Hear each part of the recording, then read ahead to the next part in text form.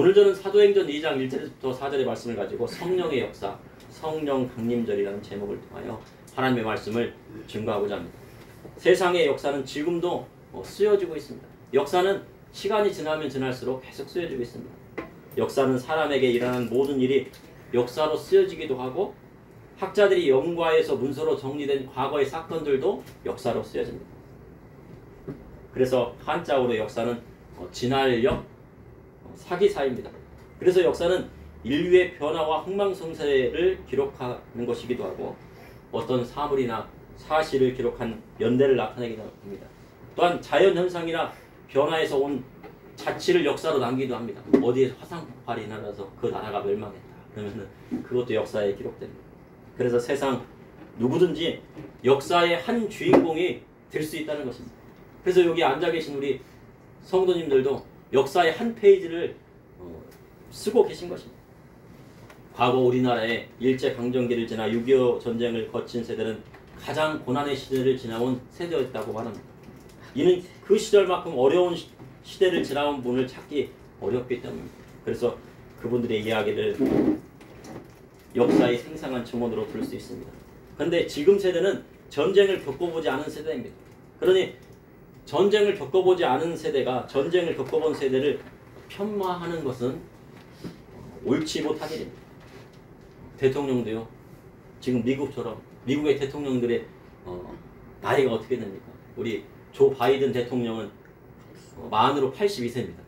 그러니까 뭐 우리나라 나이로 따진다면 84세가 트럼프 대통령은 우리나라 나이로 따진다고 하면은 만으로 따진다면 78세지만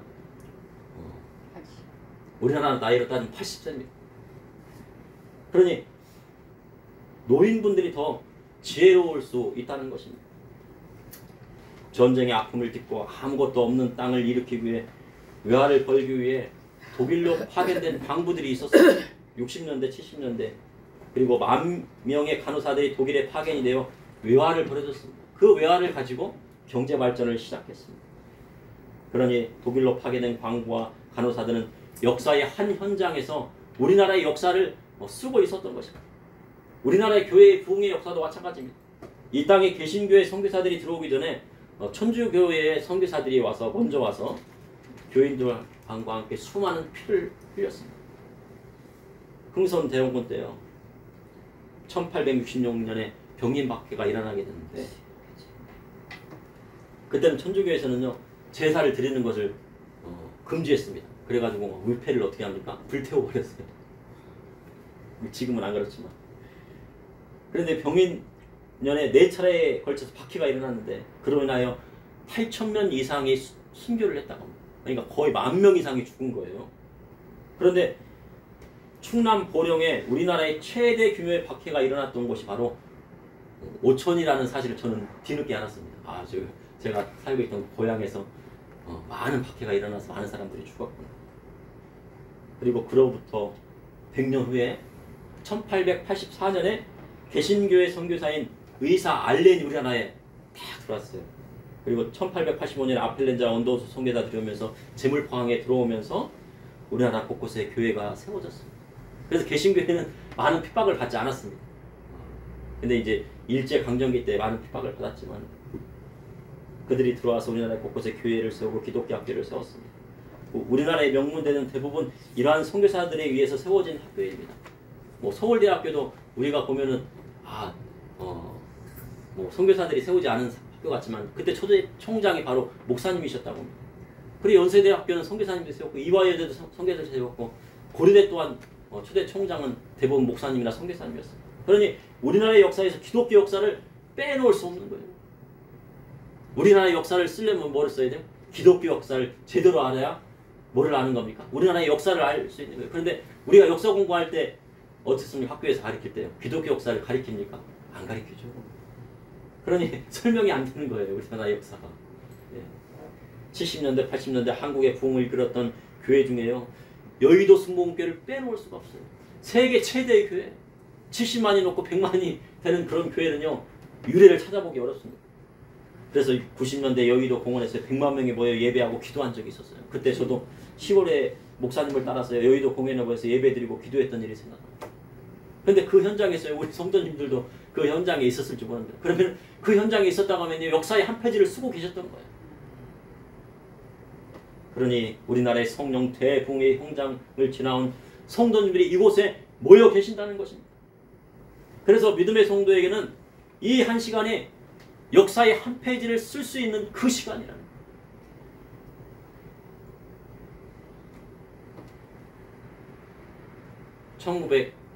1900년대 아수사 거리에 성령 대붕을 이끌었던 사람입니다. 심우호 목사님입니다. 그 목사님 어때요? 배들 성경학교에서요. 흑인이라서 말씀을 못 배웠어요. 성경교육을 못 받게 했어요. 그래서 어떻게 했습니까? 창문 너머로 이제 성경을 공부했던 거예요. 근데 그것이 뭘로 쓰여졌어요? 역사의 한 페이지로 쓰여졌어요. 거기서부터 시작되어 갔고요. 하나님의 성에 오순절 성령의 역사가요. 우리나라에까지 오게 된 거예요. 순복음이 일어나게 된 거예요. 오늘 본문은 오순절 성령 강림 사건을 기록한 내용입니다. 오순절 날 불과 같은 성령이 120문도의 머리 위에 내렸습니다. 그로 인해 전 세계의 복음이 증거되는 역사가 일어났습니다. 이를 통해 이 시대를 살아가는 저와 우리 성도님께 하시는 하나님의 말씀은 무엇인지 여러분과 함께 나누고자. 첫째, 불과 같은 성령이 내리면 강력한 복음 전파가 일어나게 됩니다. 사도행전은 신약 성경 중 유일한 역사서입니다. 신약 성경 27권 중에요. 역사서를 딱 보고 나면 뭐를 뽑을 수 있어요? 사도행전입니다. 역사의 한 장면을 기록한 책이라고 볼 수 있습니다. 그런데 사도행전을 기록한 누가는요. 누가복음의 저자입니다. 누가는 누가 썼어요? 누가가 썼습니다. 그럼 사도행전은 누가 썼습니까? 누가가 썼어요. 누가복음은 누가가 직접 보고 들은 것을 기록하였을 가능성이 더 높습니다. 어떤 학자들은 마가복음을 토대로 누가복음을 썼다고 하지만 그러나 누가복음은요. 누가가 직접 보고 들은 것을 기록했을 가능성이 높은 거예요. 그리고 이어서 뭐를 썼습니까? 사도행전을 썼습니다. 사도행전 1장 1절에 데오빌리오 내가 먼저 쓴 글에는 무릇 예수께서 행하시고 가르치기를 시작하신부터 그가 택하신 사도들에게 성령으로 명하시고 승천하신 날까지 이를 기록하였느라. 내가 먼저 쓴 글이 뭡니까? 사도행전 1장 1절에 누가복음을 말씀하고 있는 거예요. 먼저 썼잖아요. 누가복음을 먼저 썼는데 예수께서 행하시고 가르치신 것을 시작해서 승천하시기 전까지 이를 기록한 거예요. 날까지 이를 기록한 거예요. 그래서 누가복음 24장 49절에는 볼지어다 내가 아버지께서 약속하신 것을 너에게 보내리니 너희는 위로부터 능력이 입혀질 때까지 이 성에 머물러 하시니라. 누가복음 마지막 장에 뭐라고 했고요? 약속하신 성령이 임하실 때까지. 약속하신 것이 뭡니까? 성령이 임하실 때까지 이 성에 머물러 하셨는데 이 성이 어디입니까? 바로 예루살렘 성이었어요. 그래서 누가복음 24장의 말씀이 사도행전 1장의 말씀과 연결되기 때문에 누가복음을 읽으면 다음에 뭘로 넘어가야 돼요? 요한복음으로 넘어가는 게 아니라고요. 사도행전으로 넘어가면 쉽게 이해가 돼요. 예수님은 십자가에 고난받으시고 죽으셨지만 사망 권세를 깨뜨리시고 3일 만에 부활하셨습니다. 그리고 제자들과 40일 동안 함께 하시면서 그들에게 보이시고 하나님 나라의 일을 말씀하셨다고 기록하고 있습니다. 제자들이 주님 말씀 따라 예루살렘 성 마가당에 모여 기도하기를 전념했습니다. 그리고 오순절 날 불과 같은 성령이 임하게 된 거예요. 그럼 오순절 날은 어떤 날입니까? 오늘이요. 오순절 성령 강림 주일이에요. 유대인의 3대 절기가 있는데 유대인의 3대 절기는 첫 번째 유월절이 있고 77절이 있고 그 다음에 초막절이 있어요. 요 세 가지 절기가 유대인의 3대 절기예요. 그런데 77절은요. 맥추절이라고도 하고 오순절이라고도 합니다. 77절은 6월절에 무교병을 먹고 무교절 다음 날부터 7일을 7주로 계산하면 77에 49잖아요. 49일이 지나기 때문에 77절이에요. 7일을 7번 지나서 49일이에요. 49일째 되는 날을 뭐라고 하는 거예요? 77절이라고 해요. 그러면 무교병 떡을 먹었던 데는 언제니까요? 예수님께서 떡을 주셨잖아요. 그게 뭐예요? 예, 무교병이에요. 무교병 떡을 주신 거예요. 누룩을 넣지 않았다. 6월절 를 기념하기 위해서 예수님께서 포도주와 떡을 주셨잖아요. 그로부터 49일이 되는 날이 바로 77절이고 그 다음에 49일이 되는 날에서 그 다음 날이 뭡니까? 50일 되는 날이 바로 오순절입니다. 그러니까 칠칠절 다음에 그 다음 날이 바로 오순절이 되게 되는 겁니다. 근데 이날은 맥추절이라고 하는데 미래 첫 수확을 드리는 날이에요. 첫 것을 드리는 날이에요. 첫 것은 뭡니까? 새롭게 시작하는 거예요. 그래서요, 우리 주님은 뭐를 좋아하세요? 첫 열매를 좋아하세요. 첫 것을. 그래서 이날은요, 신약 시대의 성령 강림절로 기록하고 있습니다. 예수님께서 승천하실 때 감람원이라는 산에서 하늘로 올리우셨습니다. 그리고 그 감람원이라는 산에서 예루살렘으로 와서 다락방에 모였는데 그 다락방 이름이 뭡니까? 마가다락방이잖아요. 120문도가 더불어서 마음을 같이하여 오로지 기도에 힘썼다고 성경을 기록했습니다. 그러니 120문도가 일주일 동안 기도에만 전념했다는 거예요. 오로지 힘썼다는 것은요, 응답이 올 때까지 지속적으로 쉬지 않고 기도했다는 거예요. 응답 받을 때까지. 다른 생각하지 않았다는 거예요. 기도에 전념했다는 거죠. 밥 먹는 시간이 아까울 정도로 기도해야 응답 받습니다. 밥할 시간이 어디 있어요? 밥 먹을 시간이 어디 있어요? 응답 받으려면. 밥 먹을 시간이 어디에 있습니까? 오로지 기도에 전념할 때 불과 같은 성령이 내리는 것입니다. 그리할 때 역사가 바뀌는 일이 일어나는 거예요. 야, 근데 뭐 정말 70년대, 80년대 밥 먹을 시간이 어디 있어요? 막 교회 가야지 막. 예? 예? 밥할 시간이 어디 있어요? 하나님 말씀 들어야지. 그래서 성령 받은 거예요. 성령의 역사가 불같이 내리는 일은요, 아유 밥 먹고 가야지, 밥 해야지 하면 성령 못 받아요. 시간이 없어요. 응답 받으려면. 저는 고등학교 때 성령 세례를 받았습니다. 성령을 받았다는 육체적인 증거가 무엇입니까? 바로 방언입니다. 저는 어릴 적 교회를요, 성경학교 때 몇 번 나가봤지만 교회를 다니지 않았습니다. 중학교 때 얘가 이래서 교회를 다니게 됐는데, 교회에서 독서실을 운영한다고 해서요, 그곳에서 공부하러 갔습니다. 아, 공부를 해봐야 되겠다. 그리고 교회에서 하는 문학의 밤에요, 선곡의 주인공을 했어요. 아니, 교회 업무 안 나왔는데 주인공을 시키더라고요. 근데 그것도 전도더라고요, 전도. 저희 주인공을 시켰는데 그 대본을 다 외워야 되잖아요. 그 호테니우스라고요. 예수님을 십자가에 못 박은 그 호테니우스라는 사람이 회개하는 그 장면을 거기서 이제 주인공을 했는데요. 근데 그때요, 교회 다니는 것이 정말 재밌었습니다. 거의 교회에 살다시피. 학교 끝나고 교회 가서 뭐 했습니까? 공부해서 독서실에서 공부하고 또 탁구도 치고 친구들하고 또 농구도 하고. 놀기도 재밌습니다. 그런데요, 교회 다니니까 학교 성적이 어떻게 되다는 거예요? 떨어졌습니까? 쑥쑥 올라가다는 걸 중학교 성적이 그냥 10등 안에 들고 막 그냥 더 막 올라가고 막 쭉쭉 성적이 올라가요. 그러니까 부모님께서 어떻게 반대하지 않으셨어요. 그런데 교회는 다녔지 성경이 무엇인지 성령이 무엇인지도 알지 못했어요. 그러다가 가까운 순복음교회를 가게 되었는데, 아, 이 교회는 또 다른 교회더라. 얼마나 기도를 뜨겁게 하던지요. 알 수 없는 말로요, 막 그냥 랄랄랄라 막 말을 하더라는 거예요. 그래서 신기해서요, 그 교회에 다니다가요, 그곳에서 뭐를 받았습니까? 은혜 받고 성령 받았어요. 성경도 제대로 몰랐는데 그곳에 가서 성경을 제대로 배웠다는 거예요. 그리고 방언 받기를 기도했습니다. 그런데 방언을 받으니 얼마나 기쁘고 즐거운지 성경에 관심을 가지기 시작했습니다. 그래서 고등학교에 올라가서요, 뭐를 안 했습니까? 공부는 안 하고 성경을 읽고 찬양을 열심히 했어요. 아유, 공부를 좀 등한히 하고 그러면 안 되는데, 성령 받으면 뭐 해야 돼요? 공부도 열심히 해야 되고 성적도 올려야 되는데, 너무 은혜 받다 보니까 공부 안 하고 성경 읽고 찬양을 열심히 했어요. 그렇게 하면 안 되는데, 그때 성경을 읽는 것이 좋았고 찬양하는 것이 좋았어요. 찬양하기 시작하면요, 1시간, 2시간도 찬양하는 것이, 예, 지금 30분 이렇게 찬양하는 거 별거 아니에요. 2시간도 찬양하고 3시간도 찬양하고 2시간도 기도하는 거예요. 그때 당시에 공부를 왜 안 했던가?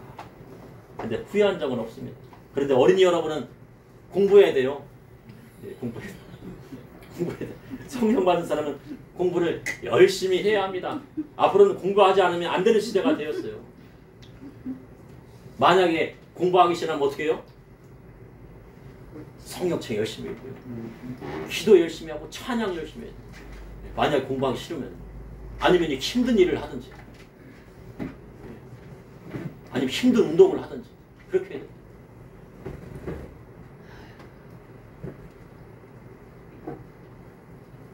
지금 생각해보면 세상 공부하지 않았어요. 무슨 생각을 안 했다는 겁니까? 세상 공부 안 하니까 무슨 생각이 안 나요? 세상 생각이 안 나더라. 세상 욕심도 안 나고요. 그렇더라는 거예요. 세상 학문을 공부하면 세상의 지식이 와서요. 세상 사람이 돼요. 세상 물정을 너무 알면 어떻게 됩니까? 세상 욕심이 생기게 돼요. 젊은이들이 효도 안 하는 것도요. 세상 공부를 너무 많이 해서 그런 거예요. 공부를 안 해서가 그런 게 아니고 세상 공부를 너무 많이 했는데 세상에서 부모님께 효도하는 말씀을 잘 안 가르칩니다. 근데 하나님의 말씀에는 뭐 어떻게 해요? 부모님께 효도하는 말씀을 가르쳐요. 그러나 사도 바울처럼요. 세상 공부도 하고 초등학 공부도 열심히 하고 하나님의 말씀도 따라야 큰 사역할 수 있는 거예요. 그렇게 되면 어떻게 한다고요? 큰 사역할 수 있는 거예요. 세상에 때가 묻지 않고 기도하니 성령이 임하셨는데요. 하루에 4시간 이상 기도하고 찬양. 그것도 매일같이. 그러니 어떻게 됩니까? 방언이 터지고 성령이 내리고 기쁨이 왔어요. 성령이 오로지 기도에 전념할 때에 되는 거예요. 그리고 성령 받으면요. 두려움이 없어져요. 누구한테 가가지고 말할 때에도 전도할 때도 두려움이 없어요. 담대히 그냥 선포하고 말아요. 듣든지 말든지 막. 그래서 하나님 말씀을 담대히 전할 수 있는 것입니다. 그러니 믿음의 성도는 뭐 받아야 돼요? 성령 충만한 것. 성령 받아야 돼요. 둘째, 성령의 불이 내릴 때 성령의 역사하심이 일어납니다. 사도행전 2장 1절에 오순절날에 이미 이름에 그들이 다 같이 한 곳에 모였으니 호련히 하늘로부터 급하고 강한 바람 같은 소리가 있어 그들이 앉은 온 집에 가득하며 오순절날이 이미 이르렀습니다. 그런데요 120문들은 오순절이 왔는지 안 왔는지도 모를 정도로요 기도에 전념했다는 거예요. 아 오순절날 이미 이르렀는데 오순절이면 무슨 말입니까? 유대인들의 절기잖아요. 오순절날 축제잖아요. 막 축제를 막 즐겨야 되는데 축제가 왔는지 뭐 오순절 행사가 있는지 절기가 있는지도 모를 정도로 막 그냥 기도했다는 거예요. 그들이 다 같이 한 곳에 모여 기도했다고 성경을 기록합니다. 불같은 성령을 받으려면 어떻게 됩니까?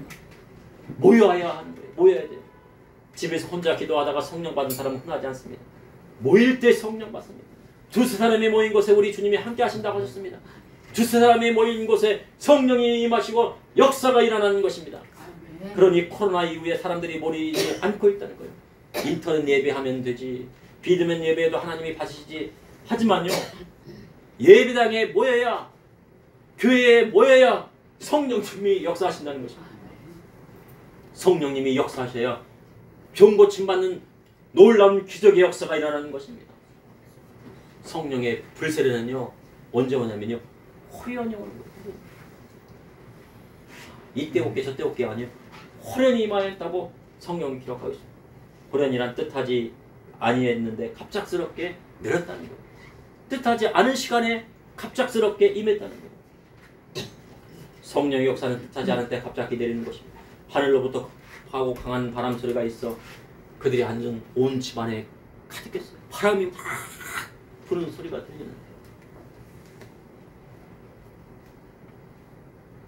마치 불의 혀처럼 갈라지는 것이 사람의 머리 위에 내렸다고 성경은 기록하고 있습니다. 성령의 역사는요. 전염성이 강한 거예요. 옆에 사람이 불 받으면 어떻게 합니까? 그 주위 사람들이 다 불 받아요. 한 사람의 방언 터지면요. 그 주위에 있는 사람이 방언이 다 터지게 돼 있어요.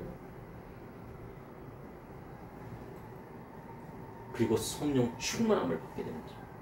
그래서 말세가 되어 주님 오실 날이 가까울수록 모이기에 힘써야 돼요. 모여서 뭐 받아야 됩니까? 성령 받아야 돼요. 밖에 나가도 힘이 없어요. 밖에 나가도 예전 같은 능력이 없습니다. 그럼 뭐 해야 돼요? 성령 충만함 받아야 돼요. 그리고 다 같이 기도해야 돼요. 성령 받은 사람은요. 그 눈빛부터가 다르고요. 성령 받은 사람의 그 걸음걸이부터가 다르고 성령 받은 사람은 그 말부터가 다른 거죠. 예수님께서 12제자를 각 마을에 파송하시고 병 고치는 능력을 주시고 천국 복음을 증거하게 하셨습니다. 그리고 제자들은 귀신 들린 아이의 병을 고치지 못했습니다. 그래야 할 때 우리 주님 기도 외에는 다른 유대가 없다고 하셨어요. 성령 받는 것도요. 기도하지 않으면 성령 받을 수가 없습니다. 신유가 일어나고 병 고침이 일어나기 위해서는 기도하는 수밖에 없습니다. 성령 충만을 받을 때 치료받는 역사가 일어납니다. 날마다 기도하고 성령 충만함 받을 때 치료받는 역사가 납니다. 날마다 기도가 성령 충만하면요. 있는 병도 떠나가요. 성령님이요. 뭐를 가만히 안 두세요? 암을 가만히 안 두세요. 암을 가만히 안 두세요. 암이 떠나가요. 성령 충만하면 집안이 어떻게 됩니까? 잘 됩니다. 되지 말라고 해도요. 집안이 막 술술 막 굴러가요. 막 잘 돼요. 망한 집안도 일으켜 세우시는 것이 성령님의 역사입니다. 공부하지 못하는 아이가요. 지혜를 주십니다. 저도 예수님 안 믿을 때는요. 공부를 막 못했어요. 우리 애들 막 공부하는 거 보면 정말 열심히 공부하더라고요. 그래서 야 벌써부터 저기 영어도 공부하고 수학도 공부하고. 영어는 언제 공부했어요? 저는 중학교 때 올라가서 영어를 ABCD를 배웠는데 얘네들은요 벌써 초등학교 때부터 ABCD를 배우더라고요. 그러니까 얼마나 공부가 빠릅니까? 그 정말 공부를 못했어요. 근데 교회 나가니까 어때요? 지혜를 주시더라고요. 공부를 잘하게 해주시더라고요.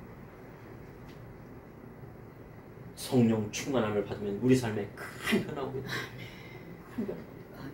사도행전 2장 4절에 그들이 다 성령의 충만함을 받고 성령의 말하게 하심을 따라 다른 언어들로 말하기를 시작하니라. 사도행전 1장 10절에 예수님께서 하늘로 승천하실 때 흰 옷 입은 천사가 뭐라고 했습니까? 갈릴리 사람들아 어째 서서 하늘을 쳐다보느냐. 너희 가운데 하늘로 올리우신 이 예수는 하늘로 가심을 본 그대로 오시리라. 주님의 제자들은 다 누구였어요? 대부분 갈릴리 어부였습니다. 그럼 가룟 유다는 어디 사람입니까? 가롯 사람이에요. 가롯 사람. 그래서 가룟 유다예요. 그래서 대부분 다 갈릴리 어부 출신들이에요. 세상 정규 교육을 받은 사람이 아니에요. 학벌이 있는 사람이 하나도 없어요. 네. 세상 교육 받은 사람이 아니에요. 그리고 머리가 똑똑한 사람들이 아니었습니다. 그러나 우리 주님이 그들을 제자로 삼으시고 3년 반 동안 공생애에 갔더니 그들을 가르치시고 그리고 성령 세례를 받을 때 보여. 성령 세례 받기 전까지도요. 생각나지 않았어요. 약속하신 성령을 받으면 뭐가 생각나요?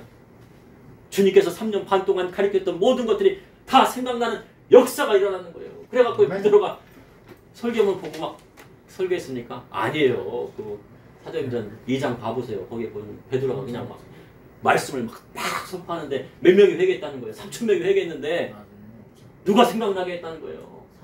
성령님이 생각나게 했다는 거예요. 3년 반 동안 기억나게 하셨다는 거예요. 그러니 얼마나 큰 지혜를 주십니까? 지식의 말씀을 주십니까? 지혜의 말씀을 주십니까? 그게 성령 충만해야 돼요. 그래서 그들에게 하늘의 지혜가 내린 것입니다. 120문호가 다 성령 충만함 받아 성령의 말하심을 따라 다른 언어로 말하기 시작했습니다. 성령 받으면 무슨 은사가 옵니까?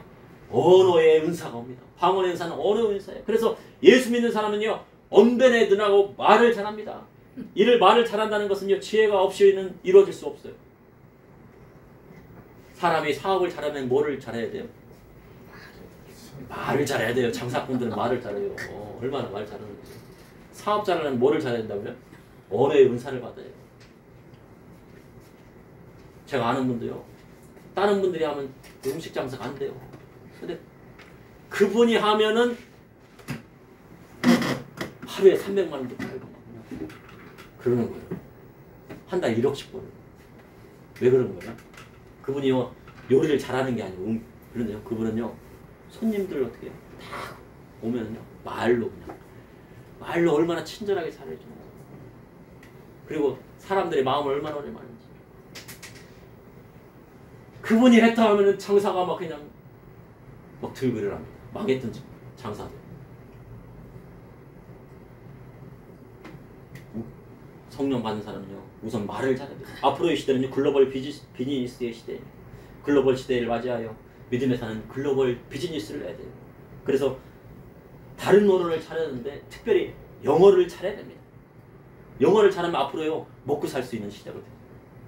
그럼 영어를 못하면 어떻게 합니까? 저는 영어를 잘 못해요. 그럼 어떻게 해요? 영어를 못하면 한국말을 잘하니 북한 선교라도 하는 거예요. 북한 사람들한테는 우리말로 하면 다 들었잖아요. 여기 탈북민들 많잖아요. 선교하면 되는 거예요. 하나님 말씀 증거하면 되는 거죠. 세상 사람에서 말 못하는 어부들이 예수님만아 부활 승천하신 예수님께서 약속하신 성령 받고 그리스도의 복음의 말씀을 담대히 전하고 사도들이 되었습니다.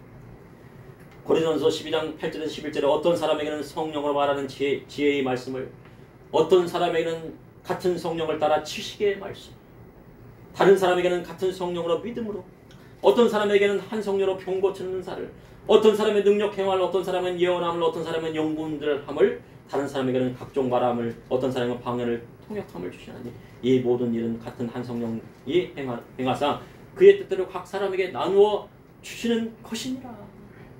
방언했으면 뭐 받아야 돼요? 예, 통역받아. 그럼 예언이 나가는 거예요. 방언하고 통역하고 예언했으면 뭐 해야 돼요? 병든 사람한테 손을 얹어야 돼요.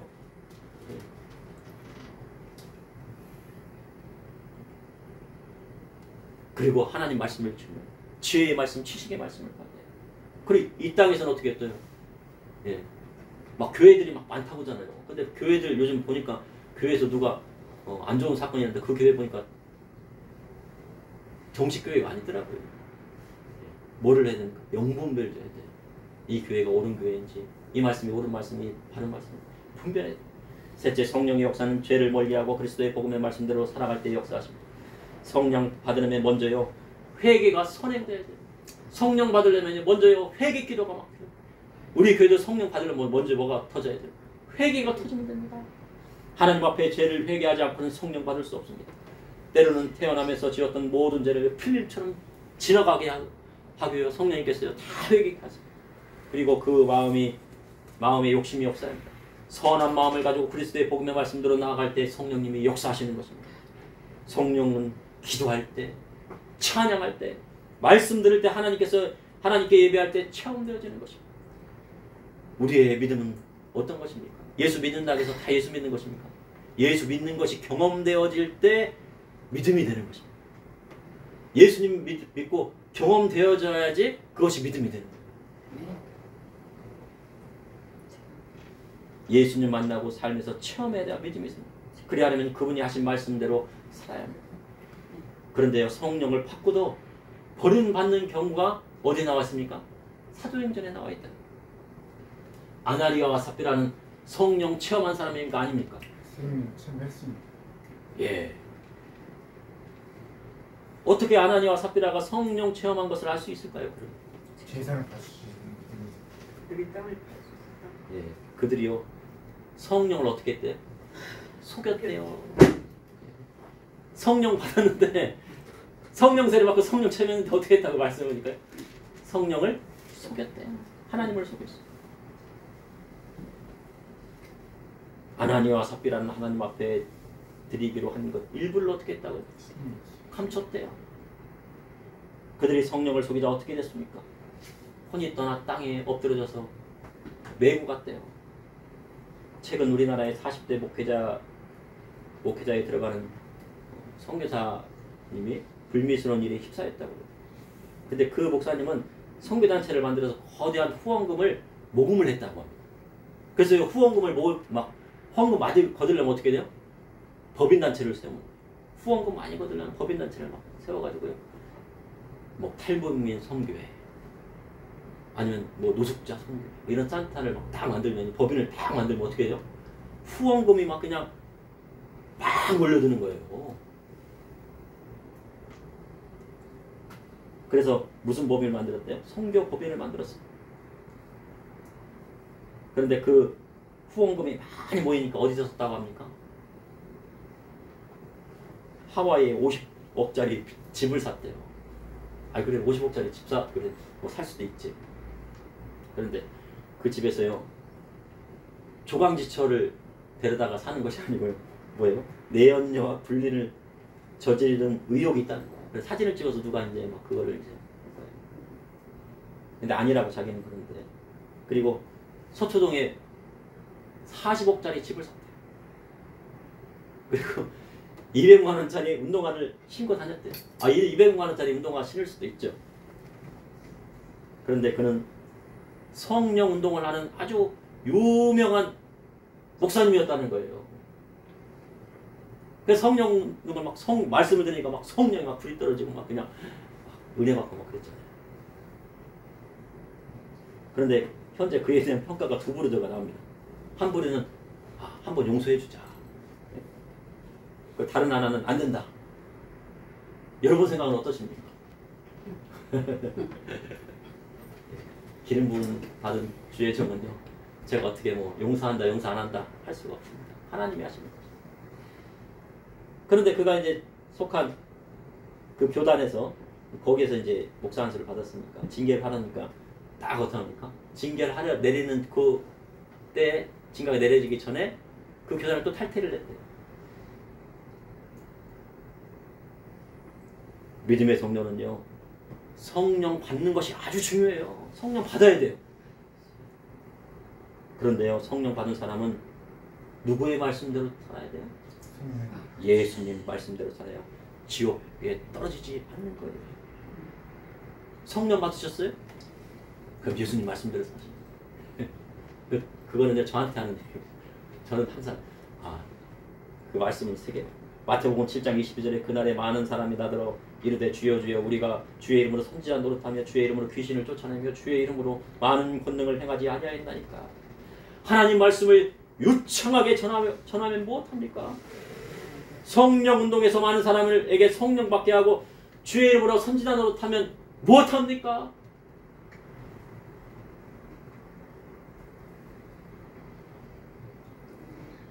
주의 이름으로 귀신 쫓아내고 주의 이름으로 많은 권능을 행하면 무엇합니까? 가룟 유다도 12제자와 함께 각 마을에 파송되어서 귀신 쫓아내고 병도 고치고 천국 복음도 전했습니다. 그런데 결국 세상 물질 따라서 은 30에 누구를 팔았다고요? 예수님을 팔고 어디 갔습니까? 어디 갔겠어요? 확실히 지옥 갔겠죠. 21절에 나더러 주여 주여 하는 자마다 다 천국에 들어갈 것이 아니요 다만 하늘에 계신 내 아버지의 뜻대로 행하는 자라야 들어가리라. 어떤 자가 들어간다고요? 다만 하늘에 계신 내 아버지의 뜻대로 행하는 자라 천국에 들어간다. 입으로는 예수 믿는다 하면서 그 행위는 예수 안 믿는 사람보다 더 악하면 천국 들어가겠습니까? 마태복음 5장 20절에 내가 너에게 이르노니 너희가 서기관과 바리새인보다 나아지지 못하면 결코 천국에 들어가지 못하리라. 예수님의 말씀의 기준이라면요, 교회 다녀도 정말 천국 못 들어갈 사람이 많다는 거예요. 다윗은 하나님의 영에 충만한 사람이었습니다. 그러나 우리아의 아내 밧세바를 강제로 취하고 충성스러운 부하 우리아를 요압을 시켜 죽게 했습니다. 그로 인해 다윗이 어떻게 됐습니까? 버림받을 뻔했습니다. 그리고 칼이 다윗의 집안을 떠나지 않습니다. 그리고 아들인 압살롬의 아버지를 죽인다고 쳐들어왔어요. 그리고 백주달의 아버지의 후견들과 동침하는 패들을 저질렀습니다. 그렇게 도망가면서 다윗이 어떻게 했습니까? 누구도 원망하지 않고 자신의 대점을 하고 곱씹었어요. 그렇게 회개하고 하나님 앞에 그렇게 나가니까 어떻게 해요? 하나님께서 용서해 주십니다. 특별히 성령 사역자들은 누구를 조심해야 합니까? 지난 시간에 우리 잠언 31장에 배웠는데 여자를 조심해야 돼요. 잠언 31장에 노무엘의 왕의 어머니가 아들에게 한 잠언이 있었는데 두 가지가 있었다. 어린이 여러분, 노무엘 왕의 어머니가 아들에게 조심하라고 한 두 가지가 있었는데 첫 번째가 뭐예요? 예, 두 번째는요? 예, 맞았습니다. 여자를 조심하고 술 먹지 말라 하십니다. 음행하고 술 취하고 돈 쫓으면 어떻게 됩니까? 성령 사역자가 한 번에 무너져요. 한 번에 무너져요. 그래서 성령 사역자는 음행을 조심하고 선한 양심을 가지고 선한 양심. 생선 장사를 해서 아끼고 아껴야겠어요. 큰 헌금을 했더니요, 200만 원짜리 운동화를 신고 다닌다면 말이 되겠습니까? 신고 다닐 수도 있는데 그 헌금을 하기 위해서 그 생선 가게를 하시고 했던 성도님은 얼마나 많은 땀과 노력을 했습니까? 근데 성령 사역자는 뭐를 가져야 된다고요? 선한 양심을 가져야 돼요. 그거는요, 주의 종도 마찬가지, 목회자도 마찬가지예요. 선한 양심. 디모데전서 1장 5절에 이 교훈의 목적은 청결한 마음과 선한 양심과 거짓이 없는 믿음에서 나오는 사랑이다. 선한 양심은 어디에서 나옵니까? 예수 그리스도의 십자가의 보혈의 피로 씻음 받을 때 생기는 것이 선한 양심. 그러니 예수님 믿으면 선한 양심이 생겨요. 아무리 사기꾼이라도요, 예수님 정말 믿고 회개하면 뭐가 생깁니까? 그 마음에 선한 양심이 생기고 찔리는 거예요. 아무리 깡패라도 네? 건달이라도요, 예수님 믿으면 어떻게 해요? 선한 양심이 생기는데, 근데 다시 돌아가는 경우들이 많아요.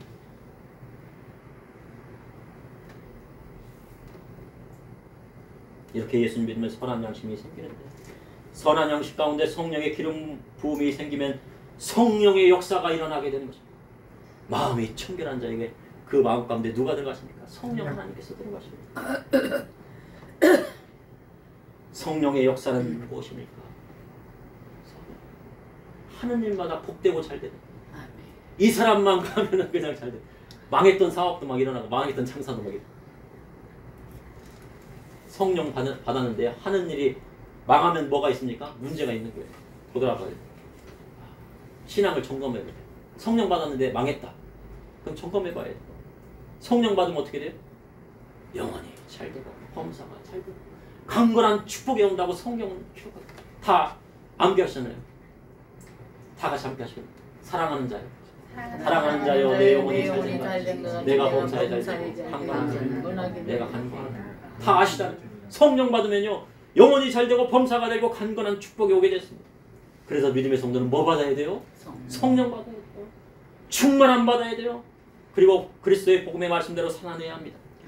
그리할 때 이 시대를 이끌어가는 놀라운 기적의 역사가 일어나는 것입니다. 그러므로 불과 같은 성령이 내리면 강력한 복음 전파가 내립니다. 성령의 불이 내릴 때 성령의 역사가 일어납니다. 성령의 역사는 죄를 멀리하고 그리스도의 복음의 말씀대로 살아갈 때 더 큰 기적의 역사가 일어나게 됩니다. 잠시 기도하시겠습니다. 사랑해 주님 오늘도 감사합니다. 오순절 성령 강림의 사건을 통하여서 아버지 하나님 깨닫게 하여 주시니 감사합니다.